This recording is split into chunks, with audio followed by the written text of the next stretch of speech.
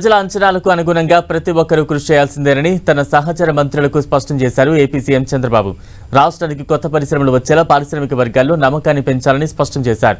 రాష్ట్రంలో ఉచిత ఇసుక అవసరానికే తప్ప అమ్మకానికి కాదన్న ముఖ్యమంత్రి ఇందులో ఎవరూ జోక్యం చేసుకోవద్దని మంత్రులు ఎమ్మెల్యేలకు గట్టి హెచ్చరికలు చేశారు. ఏపీ కేబినెట్ ముగిశాక మంత్రులతో సీఎం చంద్రబాబు కొన్ని ముఖ్యమైన అంశాలపై చర్చించారు.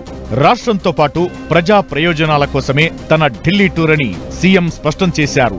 రాష్ట్రానికి చాలా అవసరాలు ఉన్నాయని, కొన్ని విషయాలు రహస్యంగా ఉంటేనే ప్రజలకు రాష్ట్రానికి మేలు జరుగుతుందని ఆయన వారితో అన్నట్లు సమాచారం. ల్యాండ్ టైటిలింగ్ చట్టం రద్దు బిల్లును ఈ అసెంబ్లీ సెషన్లోనే పెడదామని, ఇది ఎంత ప్రమాదకరమనే దానిపై చట్టసభలో చర్చ జరగాలని చంద్రబాబు అభిప్రాయపడ్డారు. ప్రస్తుతం రైతుల వద్ద పాస్ పుస్తకం, టైటిల్ పుస్తకం ఉండగా ఇంకా టైటిలింగ్ చట్టం అనవసరమని చంద్రబాబు అభిప్రాయపడ్డారు.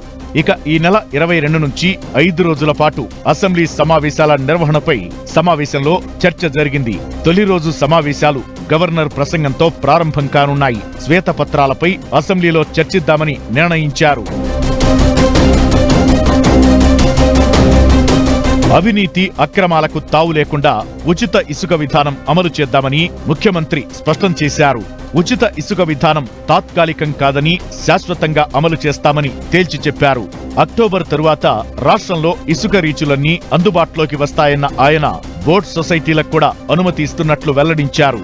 రాష్ట్రంలో ఉచిత ఇసుక అవసరానికే తప్ప అమ్మకానికి కాదన్న ముఖ్యమంత్రి ఇందులో ఎవరూ జోక్యం చేసుకోవద్దని మంత్రులు ఎమ్మెల్యేలకు గట్టి హెచ్చరికలు చేశారు. వివిధ శాఖలకు సంబంధించి క్షేత్రస్థాయి సమాచారం ఇవ్వడంలో అధికారులు ఇంకా తాత్సార ధోరణిలో ఉన్నారని చంద్రబాబు అసంతృప్తి వ్యక్తం చేశారు. రాష్ట్రంలో రేషన్ బియ్యం అక్రమాలపై సమగ్ర దర్యాప్తు జరగాలని, తప్పు చేసిన వారిని ఎట్టి పరిస్థితుల్లోనూ ఉపేక్షించేది లేదన్నారు. సీనియర్ మంత్రులు సైతం నిత్య విద్యార్థుల్లా కొత్త విషయాలు నేర్చుకోవాలని దిశానిర్దేశం చేశారు. తాను ఇప్పటికీ కొత్త విషయాలు నేర్చుకుంటున్నానని, ఇంకా తనకు తెలియని అంశాలు చాలా ఉన్నాయన్నారు. వచ్చే నెల 1న కూడా ఇళ్ల వద్ద పెన్షన్ పంపిణీ కార్యక్రమంలో మంత్రులు, ఎమ్మెల్యేలు, స్థానిక ముఖ్య నేతలు పాల్గొనాలని సీఎం సూచించారు.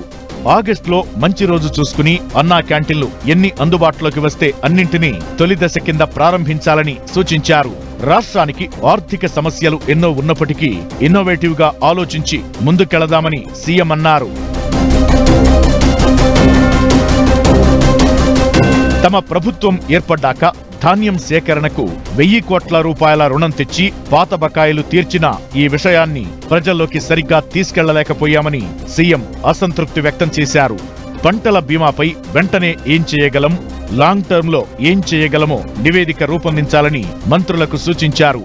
పంటల బీమా పథకం పకడ్బందీగా అమలు చేసేందుకు 3 మంత్రులతో కమిటీ వేయాలని నిర్ణయించారు. గత నెల రోజుల మంత్రుల పనితీరుపైన సమావేశంలో చర్చ జరిగింది. ప్రభుత్వం పూర్తి లోటు బడ్జెట్లో ఉందనే విషయాన్ని గుర్తించి మసలుకోవాలని సహచర మంత్రులకు సీఎం సూచించారు. కుటుంబ పెత్తనాలు వద్దని హితవు పలికారు. హెచ్ఓడీలతో సహా శాఖలకు సంబంధించిన అంశాలపై నెల సమీక్షలు చేపట్టాలని మంత్రులకు సూచించారు. తమ శాఖలకు చెందిన పరిస్థితిని ప్రజలకు వివరించాలని ఆదేశించారు. నిత్యం ప్రజలకు అందుబాటులో ఉండటంతో పాటు పార్టీ కార్యాలయానికి తరచూ రావాలని సూచించారు. ఎమ్మెల్యేలతో పంతాలకు పోకుండా సమన్వయంతో ముందుకెళ్లాలని మంత్రులను సీఎం ఆదేశించారు.